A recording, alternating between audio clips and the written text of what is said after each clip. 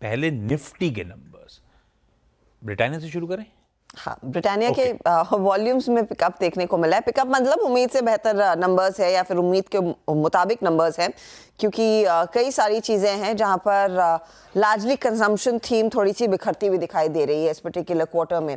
Profitability करीब 9% घटकर आई है, करीब 832 करोड़ के आसपास का आंकड़ा, एक्सपेक्टेशन 616 करोड़ का था।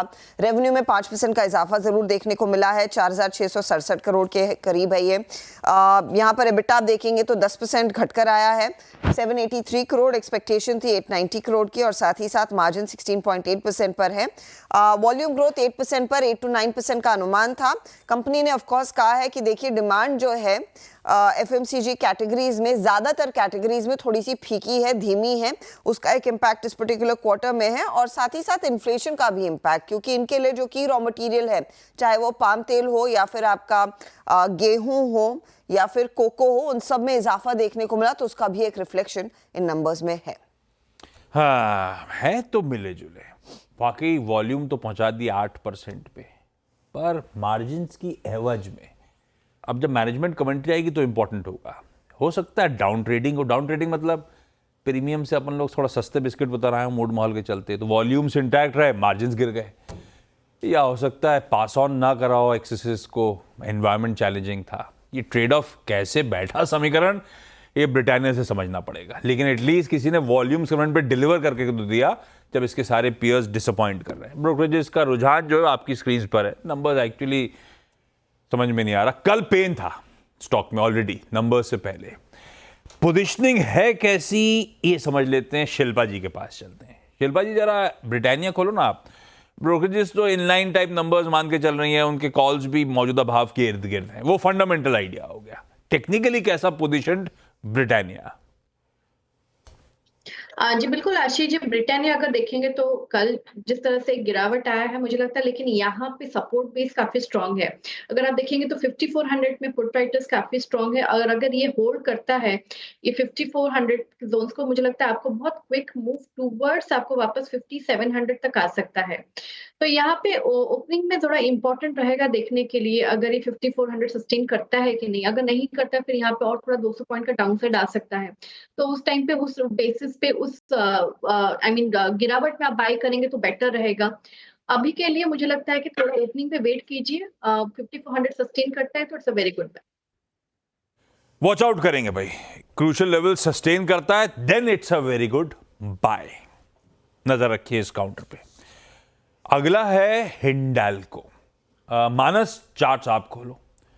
हर्षदा नंबर्स कैसे लग रहे हैं?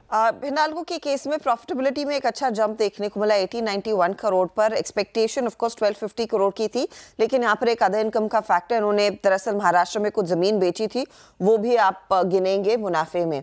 7% का इजाफा रेवेन्यू में जरूर देखने को मिला है, ये आंकड़ा उम्मीद से बेहतर आया है। एबिटा में करीब 56% तक की ग्रोथ देखने को मिली है, ये भी इनफैक्ट उम्मीद से काफी बेहतर है। आंकड़ा 2749 करोड़ पर आया, नियरली 2500 करोड़ के अनुमान था एबिटा में। मार्जिन उस लिहाज से बढ़कर आए हैं 12.4% पर। कंपनी का जो एल्यूमिनियम बिजनेस है वो उम्मीद से ज्यादा बेहतर करने में कामयाब रहा है। इनफैक्ट कॉपर बिजनेस में भी उम्मीद से बेहतर ही प्रदर्शन दर्ज हुआ है। कंपनी ने यह भी कहा है कि करीब करीब 6000 करोड़ का कैपेक्स वो FY25 में एल्यूमिनियम के अपस्ट्रीम कारोबार में करते हुए दिखाई देंगे। नंबर्स अच्छे हैं। CLSA भी कह रहा है खरीदिए, फंडामेंटली उनको 800 के टारगेट नजर आते हैं। जो इबीटा रिपोर्ट किया कंपनी ने, वो कह रहे हैं हमारे एस्टिमेट से तो 35% ज्यादा इबीटा रिपोर्ट हुआ है। और ये मानस बीच में इसके आम के नंबर आए थे नोवेलिस के, उस दिन का एक्सीडेंट था हिंडाल्को। तो दरअसल स्टैंडअलोन नंबर्स उतने बुरे नहीं है, बल्कि एक्सपेक्टेशन से बेहतर परफॉर्म करके दिखा दिया। ऐसे में हिंडाल्को पोजीशन कैसा, तेजी करने का मन बनाओगे आप, नहीं बनाओगे? देखिए, अगर हम टॉप से देखें, रीसेंट टॉप से देखें तो करीब 125 रुपए स्टॉक करेक्ट हो चुका है। जगह बिल्कुल सही है जहां पर आपको एक बाउंस बैक देखने को मिल सकता है, क्योंकि कल ही स्टॉक ने 200 मूविंग एवरेज पे थोड़ा बाइंग इंटरेस्ट दिखाया है। 200 मूविंग एवरेज ऑलरेडी टेस्ट हो चुके हैं। अब देखिए, पॉइंट ये है कि आज अगर 665 के ऊपर 10-15 मिनट सस्टेन करने लगे तो 665 के ऊपर खरीदारी करने का ट्रेड लेना है। 650 650 के स्टॉप लॉस है, 685 तक के टारगेट आपको देखने को मिल सकते हैं, जहां पर स्टॉक का 10 डे और 20 डे मूविंग एवरेज आता है। तो बाउंस बैक के लिए प्ले करना है, लेकिन खरीदारी 665 के ऊपर ही करेंगे। 65 के कंडीशनल है, बिल्कुल सही जगह है जहां से शायद बढ़िया बाउंस बैक कर सकता है। रिजल्ट्स डिलीवर कर दिया है, लेकिन उसका कंफर्मेशन कंडीशनल ये है कि 665 के ऊपर चलना शुरू हो तब लैच ऑन करेंगे। खैर कंटिन्यूस सेशन में माइनस होंगे, अपन रिविजिट करेंगे अगर इस तरह की ट्रेजेक्टरी की तरफ ये स्टॉक बढ़ रहा होगा।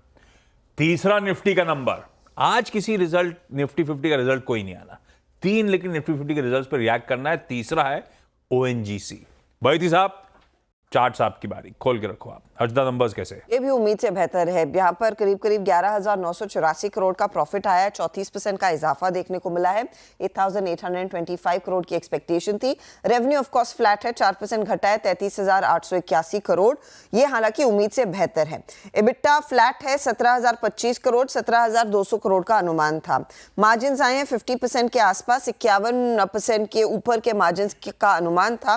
लेकिन अगर आप देखिए क्रूड प्रोडक्शन का क्या हाल है इस पर्टिकुलर क्वार्टर में, साल दर साल क्रूड प्रोडक्शन 2% घटा है। गैस प्रोडक्शन में भी करीब करीब 3% तक की कमी देखने को मिली है। नंबर्स अच्छे हैं, पर बहती साहब सेंटिमेंट सब पे भारी होते हैं। क्रूड थोड़ा सा करेक्ट कर गया है और $1.5 कल और आज के बीच में करेक्ट कर गया है। कैसे अब ओएनजीसी के लिए ट्रम्प साहब के आने के बाद क्या हुआ है, लगातार क्रूड ठंडा ही पड़ता चले जा रहा है। उन्होंने इंडिकेशंस भी ऐसे दे दिए हैं कि ब्लैक गोल्ड को खूब भुनाएंगे ताकि अमेरिका का डेट कम कर हो जाए। खैर चार्ट्स पे प्लेसमेंट बहती साहब ओएनजीसी का कैसा जी कॉल लेना है, तो क्योंकि दोनों तरफ की क्यूज मेरे सामने, मैं कंफ्यूज हूं ओएनजीसी में करना क्या है। जी आशीष जी, एक अहम सपोर्ट पे लेवल पे आ चुका है। हमने देखा ऊपर के 340 के जोन से काफी स्लिप होकर ऑलमोस्ट 250 तक का जोन आ चुका है। और ये जो 250 का जोन है एग्जैक्टली 3 बार इसने बेस बनाया है पिछले ऑलमोस्ट 8 महीने में। यहाँ पर जो एक बेस बना था मार्च में और दूसरा जब बना था इलेक्शन के बाद, जो नीचे रिएक्शन आया था, हमें लग रहा है कि एक स्ट्रॉन्ग एरिया और यहाँ से एक सपोर्ट एंटिसिपेट कर सकते हैं। लेकिन खरीदारी अभी नहीं करनी है। 260 के अगर ऊपर सस्टेन करता है तभी इसमें पोजीशन बनाई जा सकती है। तो 260 के ऊपर खरीदने की सलाह रहेगी। जो स्टॉप लॉस इसमें मेंटेन करना है उस समय 256 के करीब का कैसे मेंटेन करना है। और 260 के ऊपर अगर सस्टेन करता है तो इसमें एक शॉर्ट कवरिंग देखने मिल सकती है और 270 तक का जोन इसमें देखने मिल सकता है। सब पे जरा ध्यान रखिएगा। अभी तक तीनों नतीजे डिस्कस हुए, कंडीशंस अटैच्ड है। अपने को स्क्रीन वॉच आउट करनी है। दमखम दिखा रहे हैं वो स्टॉक्स, नहीं दिखा रहे उसको देखना है। ओएनजीसी के अच्छे नंबर्स पे अगर रिएक्शन आ रहा है और 260 के ऊपर जा रहा है तब तेजी करिएगा। शायद आपको 270 भी दिखाएगा। शॉर्ट कवरिंग के चलते मंदी के सौदे कटते हुए नजर आएंगे अगर 260